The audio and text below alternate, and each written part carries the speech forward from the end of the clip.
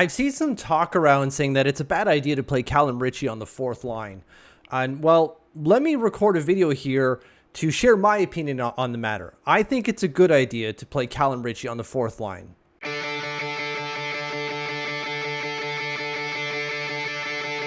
You're listening to Up the Turnpike with hosts Mitch Anderson and Matt O'Leary.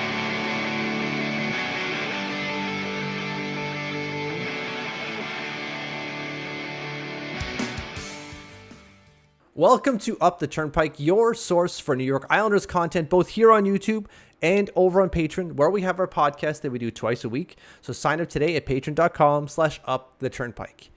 Like I said at the intro, let's talk about Calum Ritchie opening the season as the Islanders' fourth line center.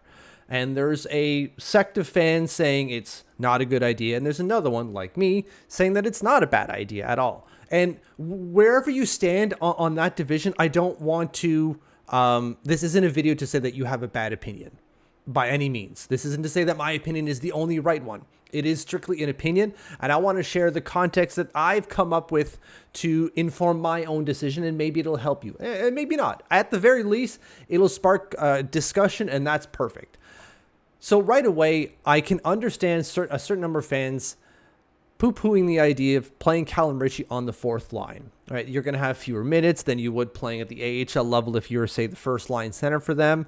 Your role might be a little bit different. And there might also be some kind of shell shock as well with certain Islander fans saying, well, the last time we had a top rookie open the season on the fourth line, it didn't really end that well. Now, did it? And we're obviously referring to Nino Niederreiter here.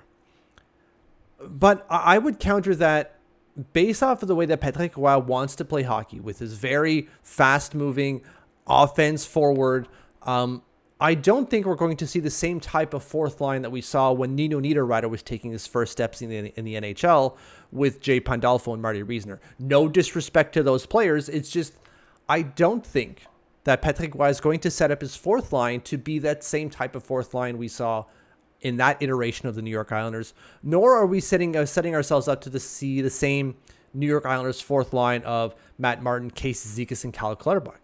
I don't believe it's going to be the same type of thing. It's not going to be 9 to 10 minutes of crash and bang hockey only, right? Just try to take your opponent's head off type of thing, which is maybe a little bit too simplistic of a definition of what Cal Clutterbuck, Matt Martin, Casey Zizekas were doing, but you kind of get what I'm saying here. If that is what they're setting up Calum Ritchie to do, then obviously bad idea. But like I said before, it doesn't seem like that's what Patrick Roy wants to do with that fourth line. It really seems like get up on the forecheck, which to a certain extent is crash and bang, get up on the forecheck and create some offense as well. And that's going to be a good thing for a guy like Calum Ritchie to learn.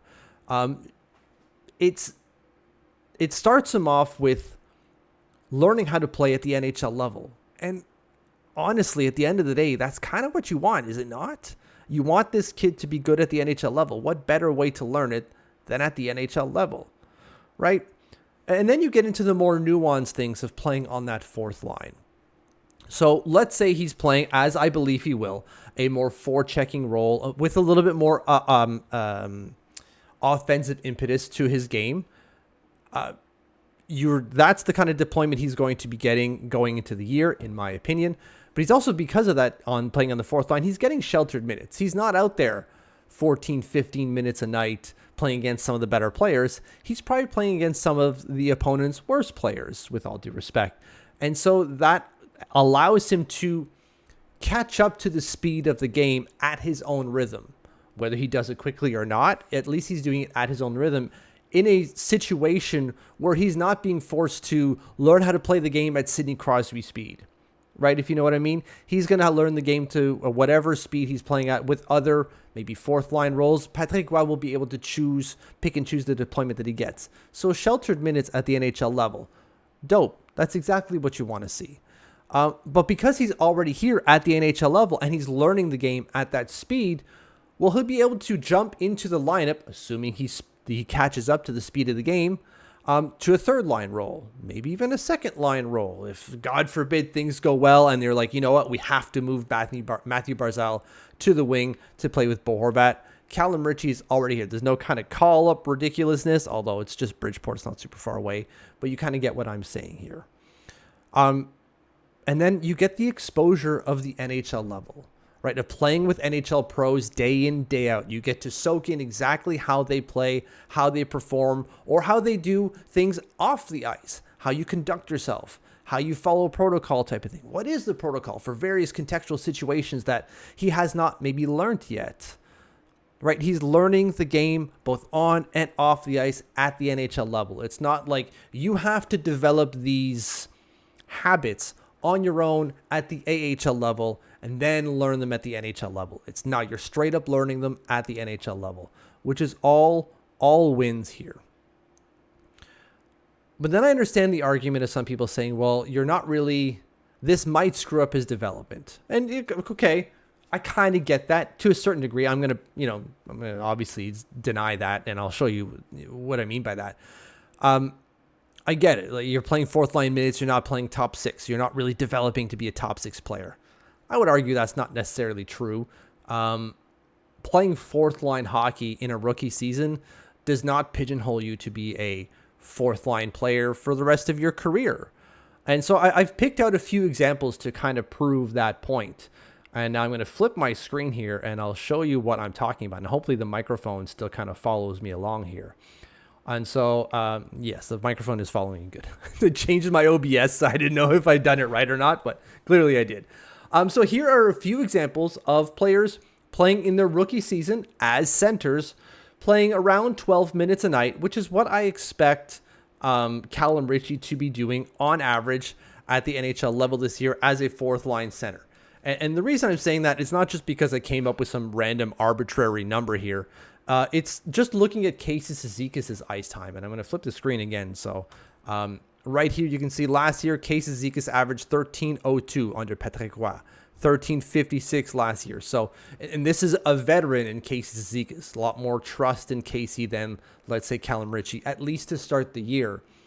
I imagine he's going to have maybe a little bit less than that to begin the year, he being Calum Ritchie, and then it goes up after that as he proves himself. So I'm thinking around 12 and a half minutes on average for Calum Ritchie over his rookie season at the NHL level. And like, look at some of the names that I picked here. Of course, there are more names, but these are just ones that I picked for a specific reason.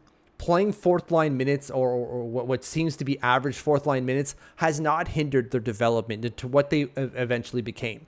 Bo Horvat, Connor Geekie, Joel Eriksson-Ek, Philippe Danault, Leon Draisaitl, Chandler Stevenson. Obviously, that is a different mix of centers. Leon Draisaitl, Chandler Stevenson, not the same player. Philippe Danault, Bo Horvat, not the same players at all. That's the point I'm trying to make here. Isn't that he could become Leon Draisaitl or Bo Horvat. It's that whatever Calum Ritchie will eventually become, like whatever Bo Horvat became, as we can see now, playing fourth line minutes down the middle did not stop them to become that player. They still became the player they were going to be. And that fourth line just kind of helped, fourth line development or deployment, allowed them to flourish into that player eventually. They learned things in that first year. And while I don't have any of the production here for any of these guys, it wasn't much. I think I still have it on another spreadsheet. If you bear with me as I scroll to it, I just want to look at it. Hopefully I still have it open here. I do. So I didn't sum it, so I'm gonna do that right now, and you can look at me. At least it's a little bit more exciting than just looking at my little spreadsheet there. We're looking at L. Sorry, I'm just doing some spreadsheeting here. There we go. The most that anyone scored out of these players here in their rookie season was Bo Horvat with 25 points. 23 points was Joel Eriksson-Ek. Leon Draisaitl, 9 points in those 37 games that he played. I didn't write that the games played for the other guys other than Bo Horvat, but whatever, it doesn't matter. They didn't score a ton. They played between 37 to 80 games. They played full years. It didn't stop their development. So for Calum Ritchie to play fourth line minutes this year for the Islanders is not going to stop his development. If in fact, I think it would speed it up a little bit because he's not going to have to learn the AHL game and then develop an NHL game. He's already going to have that NHL game. So to me, if he's ready to play fourth line center or play center at the NHL level, you find a spot for him because it's only going to help him in the long run. This is my opinion on the matter. Of course, your opinion might differ. Let me know in the comments below. Thank you for watching. Thank you for following. If you haven't subscribed yet, please hit that button. It helps us immensely. You have no idea how much it helps us. And if you have already, thank you, thank you, thank you.